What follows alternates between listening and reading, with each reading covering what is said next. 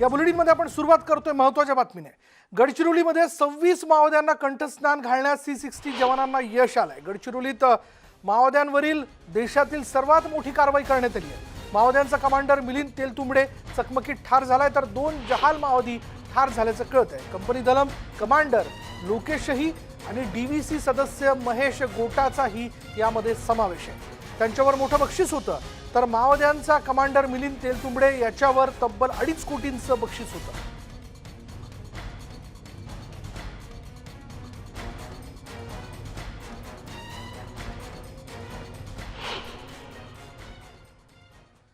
गृहमंत्री दिलीप वळसे पाटील यांनी गडचिरोलीमधील कारवाईबाबत पोलिसांचं अभिनंदन केलंय। पोलिसांच्या धाडसी कारवाईमुळे गडचिरोलीमधील माओवादी चळवळीला हादरा बसला असल्याचं त्यांनी म्हटलं।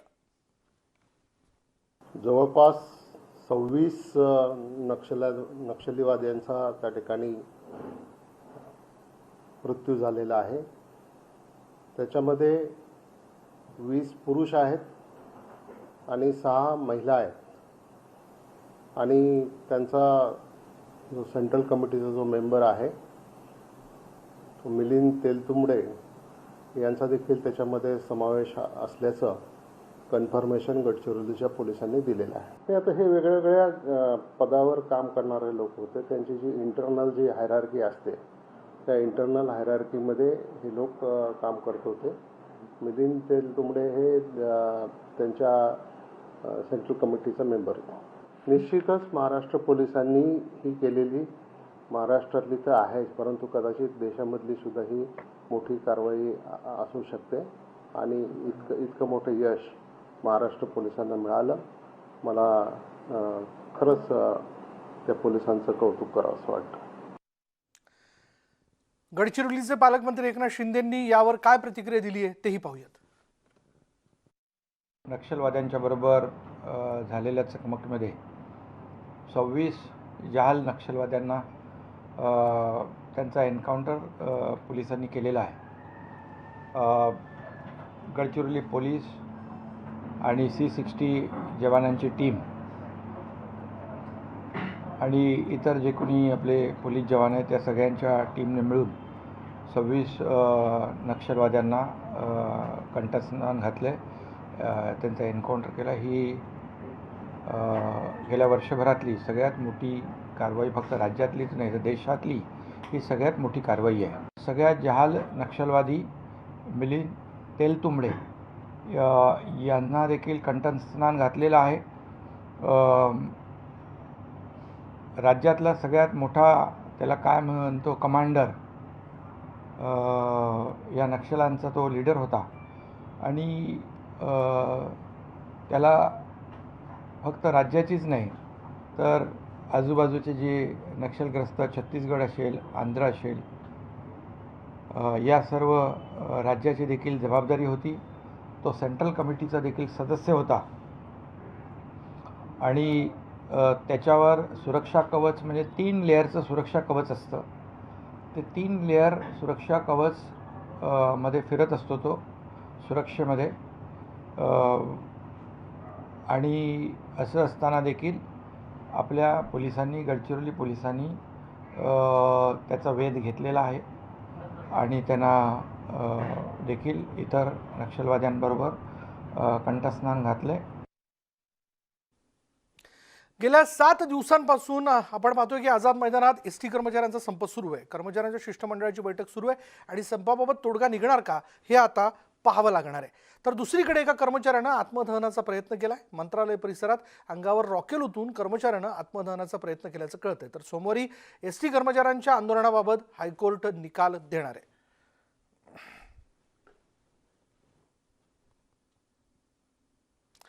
कर्मचाऱ्यांच्या आंदोलनाबाबत आमचे प्रतिनिधी विशाल पाटील यांनी सदाभाऊ खोत यांच्यासोबत बातचीत केली। गेलं तर ST कर्मचाऱ्यांच्या भावना अत्यंत संतप्त आहेत। आज जो मंत्रालयाजवळ प्रकार झाला तो अत्यंत भयावह आहे, कारण का अंगावरती पेट्रोल ओतून एक आत्मदहन करण्याचा प्रयत्न जो आहे तो करण्यात आला। कसं बघताय या सगळ्याकडे? सरकारनं आपल्या संवेदनशीलता जागे ठेवावी, संवेदनशील व्हावं। महाराष्ट्रामध्ये अनेक ठिकाणी शेतकरी कर्मचारी आत्महत्या करत आहे आणि त्याचबरोबर की निलंबनाचं नोटीस गेल्यानंतर सुद्धा काही कर्मचाऱ्यांनी त्याचा धक्का सहन झाला नाही आणि काही कर्मचारी अटॅकनं मरण पावले. अशा पद्धतीनं आपल्या कर्मचाऱ्यांचं महाराष्ट्रातल्या मातीतली ही मराठी माणसं यांनी खऱ्या अर्थानं वर्षानुवर्ष या लालपरीची सेवा केली. अरे पांडुरंगाला सुद्धा या कोरोनाच्या काळामध्ये कोण घेऊन गेला असेल तर ही लालपरी घेऊन गेलेली. मंत्रालयासमोर येऊन लोक आत्मदहन करायला लागले. मला वाटतं की या विषयाकडं राजकीय चष्म्यातनं न पाहता एक माणुसकीच्या चष्म्यातून जर सरकारनं पाहिलं तर आम्ही त्याचं स्वागत करू. जे न्यायालयाच्या आडुशाला हे सरकार आता दडायला लागलेलं आहे की समिती नेमलेली आहे. समिती आहे कुणाची? न्यायालयामध्ये कोण गेलं? न्यायालयामध्ये कर्मचारी गेला नव्हता, न्यायालयामध्ये सरकार गेलं आणि सरकारनं न्यायालयामध्ये सांगितलं की ह्या कर्मचाऱ्यांचा संप बेकायदेशीर आहे आणि सरकारला कारवाई करायचा अधिकार मिळाला पाहिजे. म्हणजे न्यायालयात तुम्ही गेला, न्यायालयानं मग सांगितलं यांचा प्रश्न सोडवा, समिती नेमा. आणि मग ही जी ह्यांची समिती आहे, मग ते नियोजन विभागाचे सचिव असतील, ह्यांचे सचिव असतील, हे यांचेच अधिकारी आहेत. ज्या अधिकाऱ्यांनी वर्षानुवर्ष तळातल्या कर्मचाऱ्याला गरीब ठेवण्याचं काम केलं, त्याच्या बाजूचा निर्णय होऊ दिला नाही, तेच अधिकारी जर या समितीमध्ये असतील. भाऊ आता काय झालंय, ह्या सगळ्या ह्याच्यामध्ये तुमची बैठकी काल झाली. बैठकीतनं काय निष्पन्न होतं की बैठकीला जाताय, चहा पान होत आहे आणि परत येत आहे, हाताला काहीच लागत नाही. कर्मचाऱ्यांमध्ये एक निराशा पाहायला मिळते आणि आक्रमक सुद्धा कर्मचारी होतात. या समितीच्या माध्यमातून जो काही अहवाल येईल तो कर्मचाऱ्यांच्या विरोधामध्ये असणार आहे. समितीचा अहवाल तो आम्हाला अगोदरच माहीत आहे. आणि बैठका ह्या जर तरच्या होत आहेत. म्हणजे आम्ही नंतर हे करू, नंतर ते करू, नाही आहे ना. गेली अनेक वर्षाची मागणी. आज काय करताय सांगा, आज काय करणार आहे सांगा, हे महत्त्वाचं आहे. सन्मानजनक प्रस्ताव जर आला शासनाकडून तर निश्चितपणानं तो कामगार. आज अशा एक बातम्या येत आहेत की तुमची आज बैठक आहे, शिष्टमंडळ तुमचं जाणार आहे, नेमकं काय आहे, आज काय भूमिका असणार आहे? सन्मानजनक जर काही शासनाकडून प्रस्ताव आला तर तो आम्ही कामगारांच्या समोर ठेवू आणि मगच आम्ही बैठकीला जाऊ. Video journalist Arun पेडणेकरसह Vishal Patil, news 18 Lokmat, Mumbai. Bhajap आमदार आशिष शेलारांनी आझाद मैदानात येऊन एसटी कर्मचाऱ्यांच्या आंदोलनाला पाठिंबा दिला. यावेळी आशिष शेलारांनी राज्य सरकारवर टीका केली. हे मायावी सरकार असून केवळ जनतेला भुलवायचं काम करत असल्याची टीका शेलारांनी केली. तसंच एसटीच्या विलिनीकरणाचा 2 ओळींचा GR काढला तर तुम्हाला कामगार डोक्यावर घेतील असंही शेलार म्हणाले.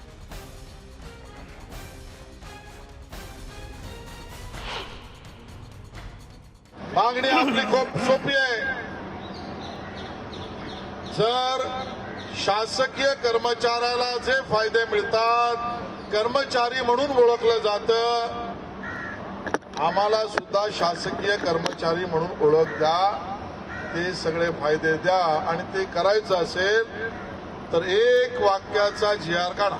आताचं सरकार हे मायावी सरकार आहे, मायावी सरकार. मायावी राक्षस जसा असतो तसं हे सरकार मायावी शब्दात सामान्य माणसाला भुलवण्याचं एक चांगलं स्किल या सरकारकडे. एसटी कर्मचाऱ्यांची मागणी, याच्यावर विचार करायला इतका वेळ लागतोच का? सार्वजनिक व्यवस्था ही बहुतांश वेळेला तोट्यातच चालते. एसटी महामंडळाला नियमितपणे अनुदान दिलं गेलं पाहिजे असं पृथ्वीराज चव्हाण म्हणाले.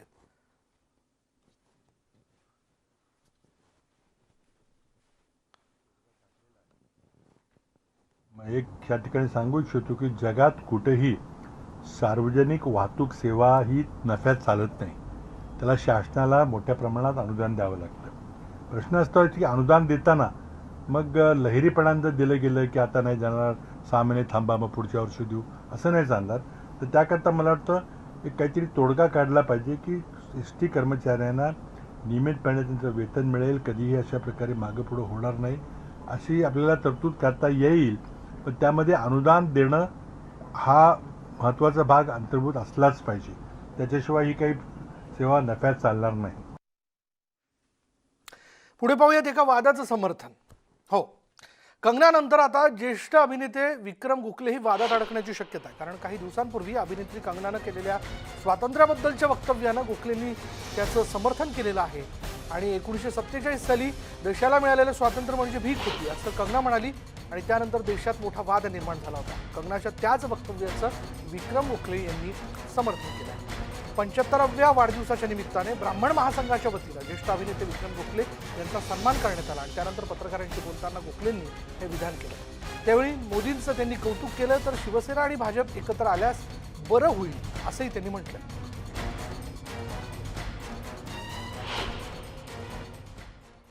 कंगना राणावत जे म्हणालेली आहे की ते भीक मागूनच मिळाले, याच्यावरती मी सहमत आहे.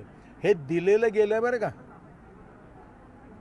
हे ज्या योद्ध्यांनी मिळवण्याचा प्रयत्न केला त्या योद्ध्यांना फाशी जाताना मोठे मोठे लोक बघत राहिले, त्यांना वाचवलं नाही. त्यांनी आपल्या देशाचे हे लोक ब्रिटिशांच्या विरुद्ध उभे राहत आहेत हे बघून सुद्धा त्यांना वाचवलं नाही फाशीपासून.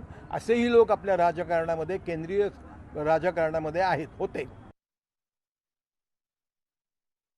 No comments. नाही, नो कमेंट्स म्हणजे एवढ्या करता नाही की ते बॉलिवूडमधले ते काय शाहरुख खान आणि आर्यन माझं काही वाकडं करू शकत नाही. मी त्याला घाबरत नाही. फडतूस विषय येतो. 21व्या वर्षी जेव्हा माझ्या मराठा समाजातला एक मुलगा गोळी लागून मरतो बॉर्डरवरनं, तो हिरो आहे, आर्यन हिरो नाही आहे. हे जेव्हा तुम्हा लोकांना कळत नाही ना, तेव्हा तुमच्या बुद्धीची मला कीव करायची वाटते. ज्या संकटाच्या कड्यावरती आत्ता आपला देश उभा आहे, त्यातून त्याला मागे खेचायचं असेल तर BJP आणि शिवसेना यांनी एकत्र आलंच पाहिजे अशी माझी श्रद्धा आहे. फडणवीसांना मी प्रत्यक्ष प्रश्न विचारलेला होता की तुमचं तरी काय बिघडलं असतं, 2.5 वर्ष त्यांना दिली असती. बरं, तुम्हाला कुठली पाहिजे, 2.5 वर्ष पहिली का नंतरची, हे माझे प्रश्न आहेत त्यांना. फडणवीसांचा काय रिप्लाय होता? झाली चूक. नाही, ती त्यांचीच नाही आहे. काय त्यांचं दोघांचं झालं असेल ते त्यांनी जनतेला विश्वासात घेतलं पाहिजे. डोंट डिसीव्ह. लोकांना फसवू नका तुम्ही. लोकांना फसवू नका. लोक केव्हा तरी प्रचंड शिक्षा करतात. मग ती आता आपण भोगतो. उद्धवजींशी बोलेन, स्वतः जाऊन पर्सनली जाऊन भेटेन, देवेंद्र साहेबांना सांगेन. ही जबाबदारी आहे. हो, तुम्ही लोक प्रेम करता.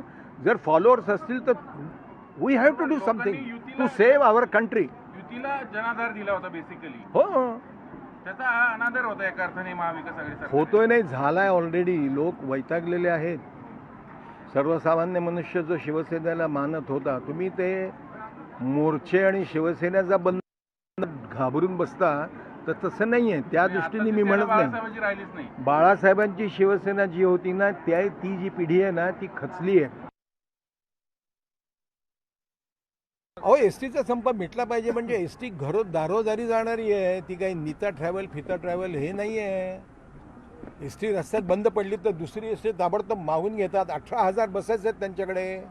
कोणाकडे एवढी ताकद आहे? जगातली 1 नंबरची आहे एसटी. माहिती नसेल तर सांगतो, जगामध्ये नंबर 1ची आहे एसटी. एवढं मोठं जाळं विणलं आहे त्या एसटीनी, त्याची वाट लावली.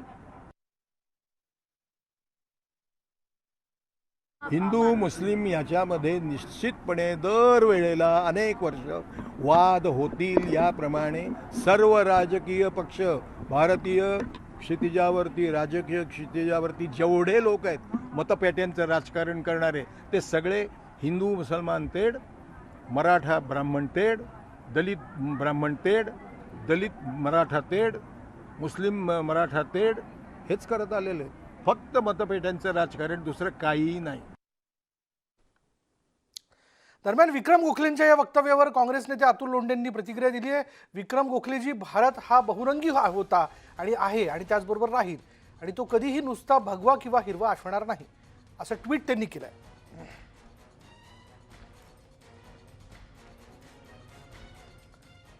त्रिपुरा इथे झालेल्या जातीय दंगलीचे पडसाद राज्यातील काही शहरांमध्ये उमटले. मात्र अशा वेळी संयम ठेवून जातीय सलोखा वाढवला पाहिजे, असं मत अजित पवारांनी व्यक्त केलं. दंगलीमुळे सर्वसामान्य गरीब लोकांना फटका बसतो. काही लोक भावना भडकवण्याचा प्रयत्न करत असतात, तर पोलीस दलाला मदत करून कायदा सुव्यवस्था राखण्यासाठी सर्वांनी प्रयत्न करा, असं आवाहन देखील यावेळी उपमुख्यमंत्री अजित पवार यांनी केलं. याप्रसंगी त्यांनी सकाळी लवकर उठून काम करण्याबाबत बारामतीकरांना चिमटा काढला. कारण नसताना आपल्या काही शहरांच्या मध्ये जातीय दंगली उसळल्या. वास्तविक जातीय सलोखा ठेवला पाहिजे, एकोपा ठेवला पाहिजे. कुठेही दंगली करून गोरगरिबाला त्याचा फटका बसतो, तसं होता कामा नये. आपण समंजस भूमिका घेतली पाहिजे. पण म्हटलं चला त्या निमित्तानं आपला चेअरमन तरी सकाळी लवकर उठायला लागलाय, काय हरकत नाही. मला 5:40ला बुके द्यायचा म्हणजे त्याच्या आधी त्यांना तासभर 2 तास तरी उठावं लागलं असतं. आणि ह्याच्यातला गमतीचा भाग जाऊ द्या. आता बाळासाहेब किती वाजता उठतात बघणार आहे एकदा मी. पण मित्रांनो, सकाळी लवकर कामाला सुरुवात केली तर थोडा त्रास होतो अधिकाऱ्यांना 8 दिवसांनी 10 दिवसांनी, पण कामं फटाफटा व्हायला मदत होती. गर्दी नसते, कुणीच तिथं नसतं, आम्हीच उभे असतो. आम्ही 10ला गेलो तर आम्हाला ती माणसं बाजूला करायलाच वेळ जातो. दादा सेल्फी, दादा फोटो. बरं नाही म्हणावं तर काय ताटलाय आता, उपमुख्यमंत्री झाला, साधा सेल्फी काढून दिला. त्याची बटणं दाबू दाबू आम्ही गेलो इतके दिवस. झालं कुठं काय करता म्हणून आपलं गप्प बसायचं. मास्क वापरा. आता लोकांना वाटायला लागले करोना गेला. गाडगेवाडीकरांनो, दोन्ही लसी घ्या. लसी घेतल्या नाही तर अडचणी येतील. आता पुन्हा चीन आणि रशियामध्ये करोनाने डोकं वर काढलेलं आहे. पहिल्यांदा चीन मध्येच करोना आला. आपल्या 2 त्या ठिकाणी लाटा येऊन गेलेले आहेत. 3री लाट येण्याची शक्यता जर आपण नीट तारतम्य पाळलं नाही, नियमाचं पालन केलं नाही, 2 लसीकरण करून घेतलं नाही, लहान मुलांना द्यायचं नाही. आणि यानंतर वेळ झाली का ब्रेकची, आणि ब्रेकनंतर जय हिंद सन्मानमध्ये आपण पाहणार आहोत 1971च्या लढाईत भारतानं पाकिस्तानला कशी धूळ चारली याची शोध घेणार. पहा फक्त न्यूज 18 लोकमत.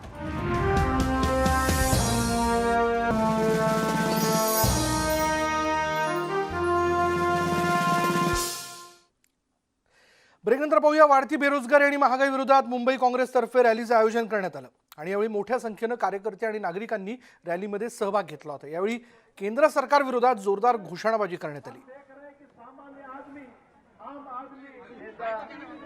अशोक चव्हाण जी खुद वर्षाताई ने भी बात की, मैंने बात की और उन्होंने हमें 1 किलोमीटर. काँग्रेसच्या वतीनं आज मुंबईमध्ये भव्य दिव्य मोर्चाचं आयोजन करण्यात आलेलं आहे. महागाईच्या विरोधात आणि बेरोजगारीच्या विरोधात हे प्रचंड मोठं आंदोलन केलं जात आहे. मुंबई अध्यक्ष भाई जगताप यांनी हे आयोजन केलं, त्यांच्याकडून जाणून घेऊया. भाईजी, देशभर अशा पद्धतीचं आंदोलन केलं जाणार आहे, परंतु मुंबईमध्ये प्रचंड प्रतिसाद मिळताना दिसतो. मुंबईमध्ये जे हजारो लोक तुम्हाला रस्त्यावर दिसतात आहेत, हे सगळी जनता आहे. 25-30 हजाराचा मॉब तुम्ही पाहिलाय आणि तुम्ही दाखवा तो लोकांना. हे काय सांगतात आहेत? मोदी सरकारच्या काळामध्ये 385चा आमचा गॅस सिलेंडर आज 885 पोहोचला. कसे जगतील लोक? आमचा संघर्ष या महागाईच्या विरोधात आहे. आमची ही बेकार मुलं जी तरुण रस्त्यावर आहेत, याच मोदींनी सांगितलं होतं 2 कोटी नोकरी देऊ, 14 कोटी रोजगार गेलाय या देशाचा. त्यामुळे आज या सगळ्याच्या विरोधामध्ये देशाची परिस्थिती काय आज आहे? गरिबी याच्यामध्ये आपल्या मूल्यांकनामध्ये आपण कुठे म्हणजे पाकिस्तान आपल्या पुढे आहे. इतकी लाजिरवाणी परिस्थिती कधीही या देशाची झाली नव्हती, जी भाजपच्या काळामध्ये, मोदींच्या काळामध्ये झाली. त्याच्या विरोधातला हा एल्गार आहे. अशोक चव्हाण सर आपल्याबरोबर, त्यांच्याकडून जाणून घेऊया. सर, जेव्हा जेव्हा पेट्रोल आणि डिझेलचे दर कमी केले जावे अशी मागणी होते, त्यावेळेला ही पण मागणी होते की केंद्र सरकार तर कमी करेलच, पण राज्य सरकार का कमी करत नाही? प्रश्न असा आहे की राज्याला सुद्धा GSTचा जो हिस्सा मिळाला पाहिजे तो वेळेवर येत नाही. कोविडमध्ये सुद्धा राज्याला अपेक्षित पैसे मिळालेले नाहीत. आधीच आर्थिक अडचणीमध्ये असलेल्या राज्यामध्ये अशा प्रकारची माग करण्यापेक्षा केंद्राने आता जे PSUs विकायला सुरू केलेलं आहे ते पैसे राज्याला मिळाले पाहिजे. तर त्यातून सुद्धा काही एवढी महागाई करून जनतेला त्रस्त केलेलं आहे, त्यापेक्षा राज्याला जर पैसे अधिक वाढून दिले तर राज्य सरकार करू शकेल. व्हिडिओ जर्नलिस्ट सचिन कुबडेसह प्रणाली कापसे, न्यूज 18 लोकमत, मुंबई. या मोर्चाच्या सुरुवातीलाच मुंबई काँग्रेस अध्यक्ष भाई जगताप यांनी आमदार जिशान सिद्दीकी यांच्यात वादावादी झाली, जोरदार वादावादी झाली आणि या वादाचं कारण ठरलं राजगृहामध्ये प्रवेश देण्यावरून. राजगृह इथे काँग्रेसचे सर्व नेते जे त्या नेत्यांवर आधी अभिवादन करून मग मोर्चाला सुरुवात करण्यात आली.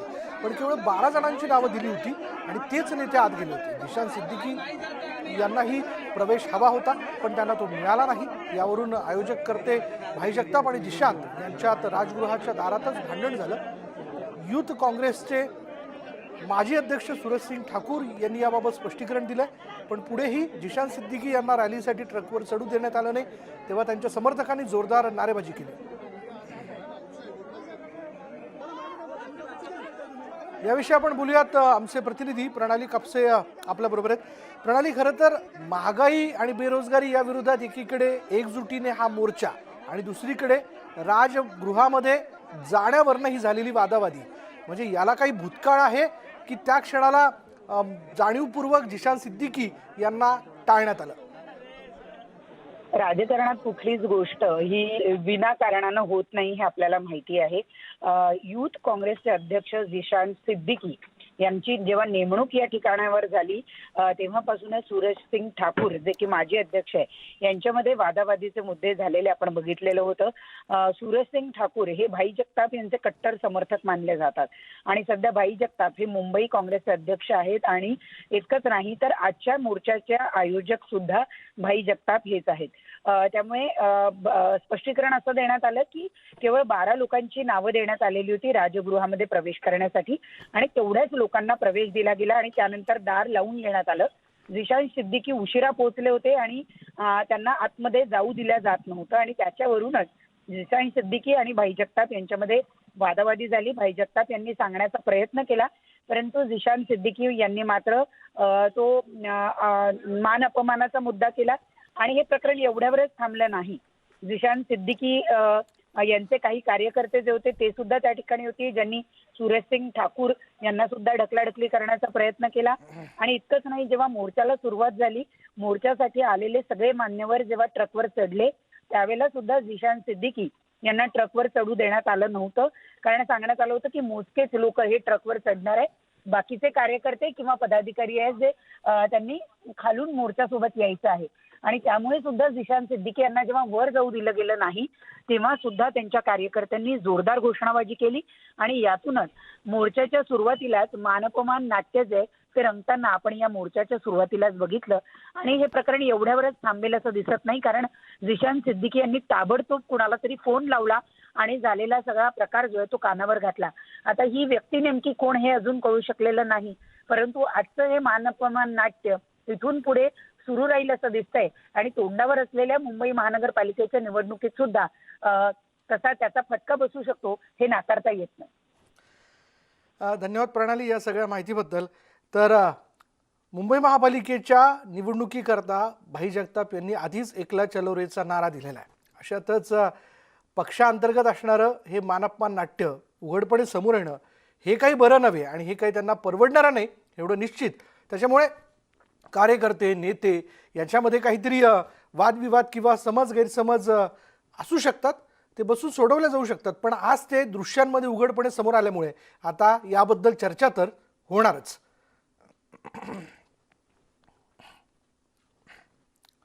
पुढे पाहूयात. इगतपुरी तालुक्यातील सोनोशी गावात क्रांतीवीर राघोजी भांगरे यांच्या स्मरणार्थ कार्यक्रमाचं आयोजन करण्यात आलं होतं. या कार्यक्रमात आदिवासी आणि नक्षलवाद्यांनी जंगलाचं रक्षण केल्याचं त्यांनी म्हटलंय. अत्याचार होत असेल तर वेळप्रसंगी संघर्ष करावा लागेल, संघर्ष म्हणजे नक्षलवाद नव्हे असं शरद पवार म्हणालेत.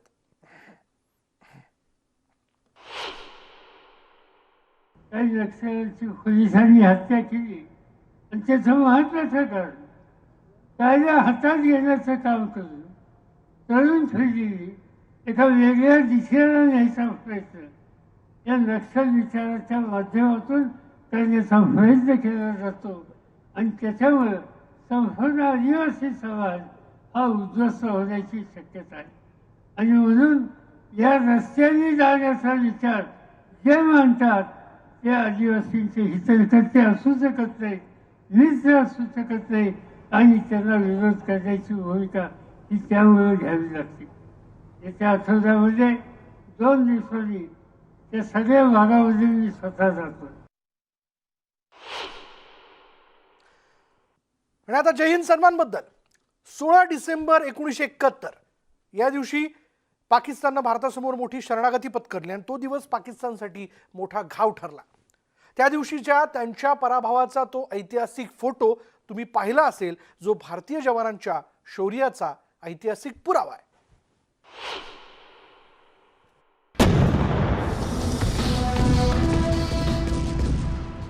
भारतीय सैन्याच्या शौर्यापुढे 50 वर्षांपूर्वी पाकिस्तानी सैनिकांनी पत्करलेली ही ऐतिहासिक शरणागती.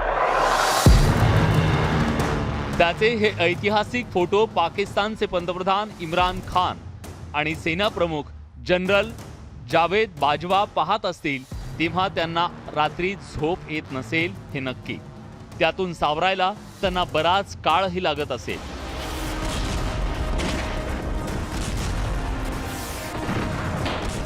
तेरा दिवस चाललेल्या त्या युद्धाचे घाव आजही पाकिस्तानसाठी ताजे आहेत. 16 डिसेंबर 1971 रोजी कॅमेऱ्यात कैद झालेलं हे दृश्य स्वतंत्र झालेल्या बांगलादेशला विजयाची आणि मुक्ती दिवसाची आठवण करून देत असेल यात शंका नाही. पूर्व पाकिस्तानातील मुक्ती वाहिनी पाकिस्तानी सैन्यासोबत काही महिने आधीपासूनच संघर्ष करत होती, दोन हात करत होती. 3 डिसेंबरला पाकिस्ताननं भारतावर हवाई हल्ला चढवण्याची घोडचूक केली.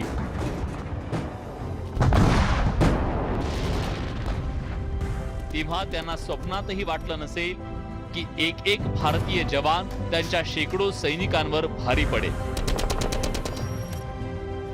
आजही भारतीय जवानांचा तो लढाऊ बाणा आठवून पाकिस्तानी सैनिकांना घाम फुटत असेल. पश्चिम भागातील लोंगेवाला भागात झालेलं घणघोर युद्ध आजही पाकिस्तानी लोकांना घाबरवत असेल. ते आठवून त्यांचा काळजाचा थरकाप उडत असेल.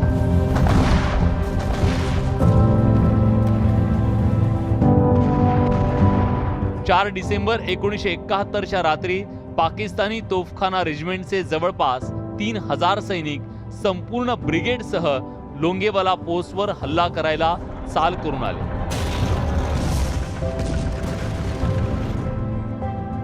त्याच वेळी तिथं मेजर कुलदीप सिंग चांदपुरी यांच्या नेतृत्वाखालील 120 भारतीय जवान तैनात होते. सीमेवर गस्त घालत असताना कॅप्टन धर्मवीर यांनी पाकिस्तानी रणगाडे चाल करून येत असल्याची माहिती चांदपुरी यांना दिली. त्याच क्षणी भारतीय जवानांनी पाकिस्तानी तोफखाना ब्रिगेड सोबत दोन हात केले.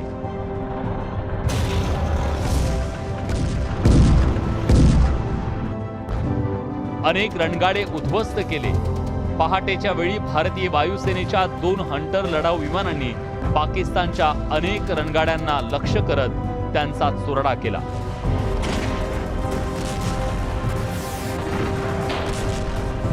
भारतीय वायुदलाच्या भीषण हल्ल्यानंतर पाकिस्तानी सैन्याची एकच तारांबळ उडाली.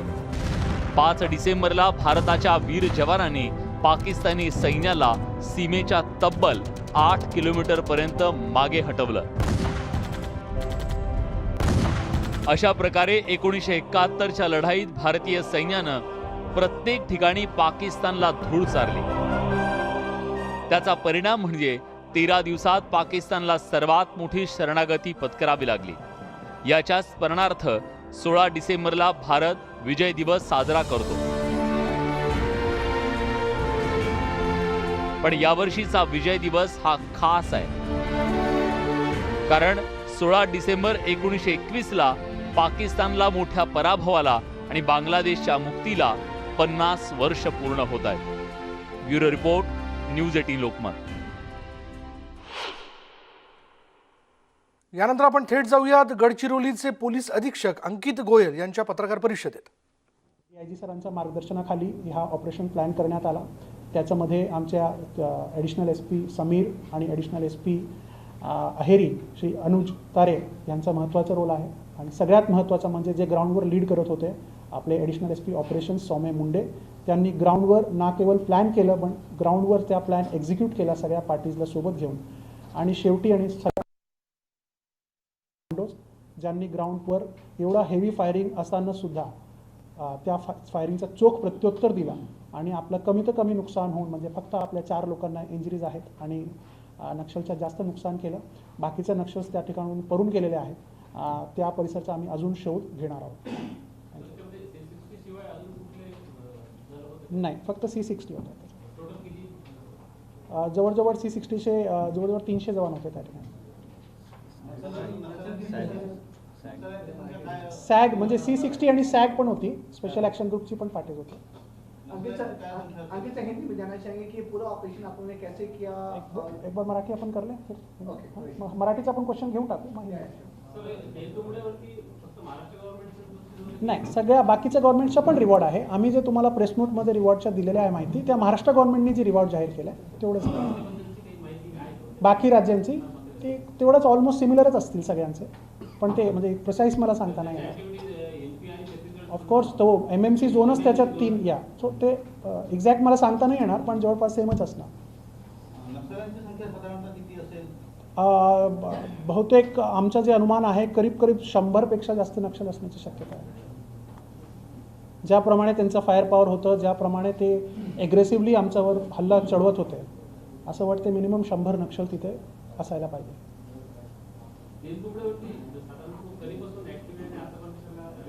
तेलतुंबडेचं पूर्ण प्रोफाईल आम्ही तुम्हाला ह्यालाच जोडून दिलेला आहे प्रेस नोटमध्ये. नाही तर तो आता देतो आम्ही तुम्हाला पूर्ण त्याचा प्रोफाईल. आम्ही तुम्हाला 2 पेजेस प्रोफाईल बनवलेलं आहे, ते तुम्हाला दिलेलं आहे. तो कधीपासून ॲक्टिव्ह आहे, त्यांनी काय काय केलं आहे आणि कुठल्या चकमकीमध्ये त्याचा महत्त्वाचा रोल होता आणि तो गेल्यावर नक्षल चळवळीला केवढं मोठं नुकसान होत आहे ते सगळं आपण त्याच्यात दिलेलं आहे.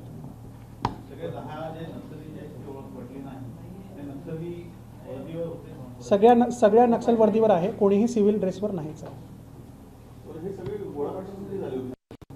नाही, आता त्या सगळ्या नक्षल साहित्य जे आम्हाला मिळालेलं आहे त्याच्यामध्ये बऱ्यापैकी लिटरेचर पण असतो. त्या लिटरेचर ट्रान्सलेट करून त्याच्या पूर्ण ॲनालिसिस करूनच आम्हाला समजेल की नेमकं ते कशासाठी तिथे जमले होते. पण रेग्युलर नक्षलचे कॅम्प्स चालूच असतात कुठल्या ना कुठल्या ठिकाणी, पण नेमकं तो हा कॅम्प कशासाठी होता हे आपल्याला पूर्ण ॲनालिसिस करून नंतरच समजेल.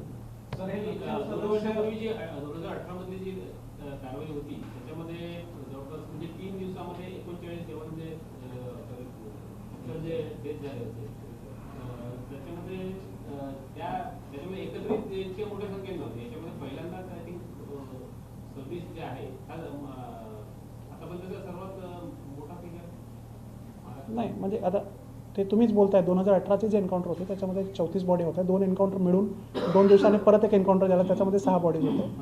पण तो प्रत्येक एन्काउंटर वेगळं असतो. ती भौगोलिक परिस्थिती वेगळी होती, त्याच्यामध्ये बॉडीज पण नंतर आपल्याला मिळाल्या. ह्या म्हणजे प्रत्येक एन्काउंटरच्या जिओग्राफी टॅक्टिक्स ते सगळे वेगळे असतात.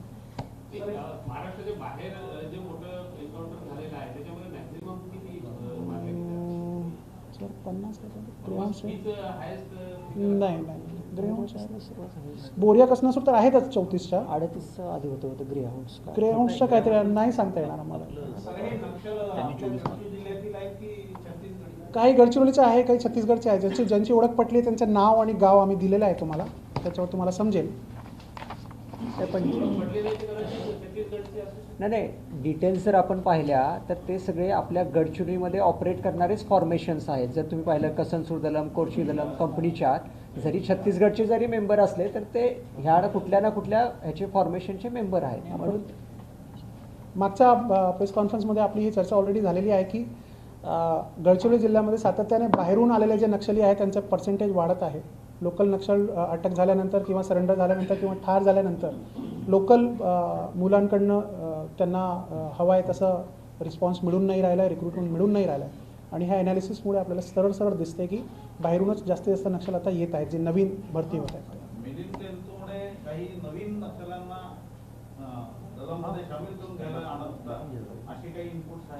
आता ह्या सगळं जे जसं मी सांगितलं ह्या सगळं आता सांगणं काही शक्य नाही आहे.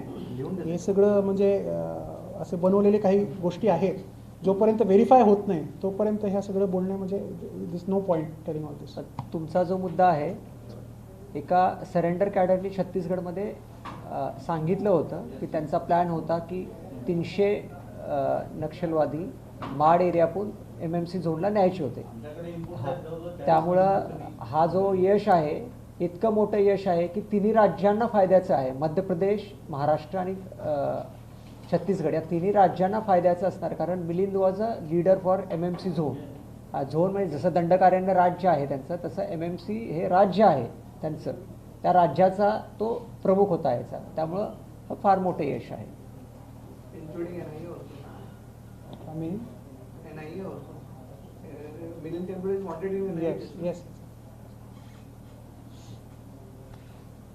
चल ठीक है.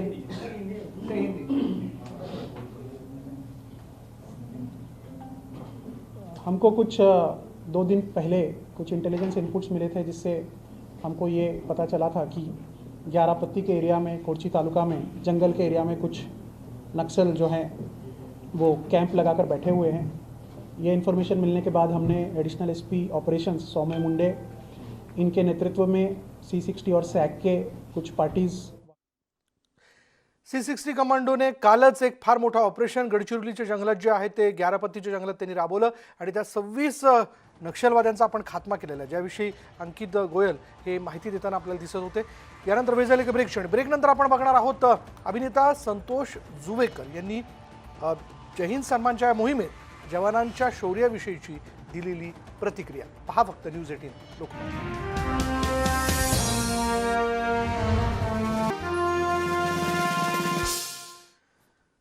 ब्रेकनंतर आपलं स्वागत. ब्रेकनंतर पाहूयात 1971च्या भारत पाकिस्तान युद्धामध्ये भारतीय जवानांच्या शौर्यामुळे पाकिस्तानला माघार घ्यावी लागली. अभिनेता संतोष जुवेकर यांनी जवानांच्या शौर्याविषयी काय प्रतिक्रिया दिली आहे पाहूयात. मित्रांनो, आपण वेळोवेळी ऐकत आलो, बघत आलो, आपल्या सर्वांनाच माहिती आहे की जेव्हा जेव्हा आपल्या शत्रू राष्ट्रांनी आपल्या भारतावर, आपल्या भारत देशावर, आपल्या सैनिकांवर हल्ला चढवला, तेव्हा तेव्हा आपल्या भारतीय सैनिकांनी, आपल्या भारतीय नौजवानांनी त्यांना धूळ चारली, पळताभुई थोडी करून टाकली. याचंच एक मोठं उदाहरण म्हणजे 3 डिसेंबर 1971ची ही लढाई. पाकिस्तानच्या वायुसेनेनं आपल्या भारत देशावर, आपल्या भारतीय सैनिकांवर हल्ला चढवला होता. त्यांचं अमाप सैन्य होतं, जवळजवळ आपल्या भारतीय सैनिकांपेक्षा 10 पट जास्त. पण तरीसुद्धा केवळ 13 दिवसात आपल्या भारतीय सैनिकांनी त्यांना पळताभुई थोडी करून टाकली होती आणि पाकिस्तानला मोठा पराभव पत्करावा लागला होता. आता हा तालिबान्यांनी जो विजय मिळवला आहे अफगाणिस्तानावर, त्यांच्या साथीने पाकिस्तान पुन्हा एकदा अशी काहीतरी कुटील कारस्थाने करतंय, काहीतरी कारस्थान रस्ते आपल्या देशाची शांतता भंग करण्याकरता. पण मी त्यांना एकच सांगेन की ती लढाई लक्षात ठेवा आणि मग विचार करा हे असं काही करण्याचा. तर मित्रांनो, या 16 डिसेंबर 2021 रोजी आपल्या भारतीय सैनिकांचा विजयाचा सुवर्ण महोत्सव आपला अख्खा भारत देश साजरा करतोय. तेव्हा जय हिंद सन्मान न्यूज 18 लोकमत यांच्या माध्यमातून आपण सगळे मिळून आपल्या भारतीय सैनिकांना, आपल्या भारतीय नौजवानांना मानाचा मुजरा आणि सलाम करूया. आणि मी माझ्या भारतीय सैनिकांना मानाचा मुजरा आणि सलाम करतो. जय हिंद, जय भारत. यानंतर जय हिंद सन्मानमध्ये आज आपण इथेच थांबणार आहोत. पहा फक्त न्यूज 18 लोकमत.